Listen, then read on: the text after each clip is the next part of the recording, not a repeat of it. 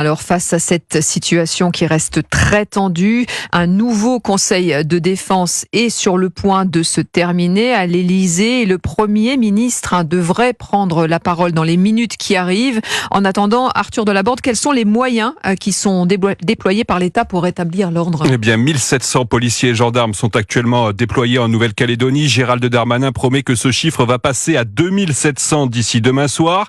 C'est donc 1 millier d'hommes qui est en train d'arriver sur place en renfort, notamment des unités spécialisées dans le maintien de l'ordre de haute intensité. L'armée est également mobilisée, mais son rôle se limite à la sécurisation des points stratégiques, notamment les ports et l'aéroport de Nouméa. Autrement dit, les militaires ne participent pas à des missions de police, comme l'a précisé Gérald Darmanin sur France 2.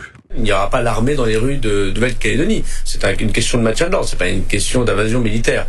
Parfois les armées nous aident, par exemple, c'est eux qui ont évacué le gendarme de 22 ans qui a pris une balle dans la tête, mais c'est pas le travail des armées que de pacifier l'archipel de Nouvelle-Calédonie, c'est le travail des policiers et des gendarmes, et ils le font très bien. Enfin, pour rétablir l'ordre, le blocage de TikTok sur l'ensemble de la Nouvelle-Calédonie a notamment été décidé. C'est la première fois qu'une telle mesure est prise dans l'Union européenne. Les autorités ne disent pas pourquoi l'application chinoise est le seul réseau social à être ciblé. C'est certainement parce qu'il circulait de très nombreux messages de haine et d'appel à la violence ces dernières heures.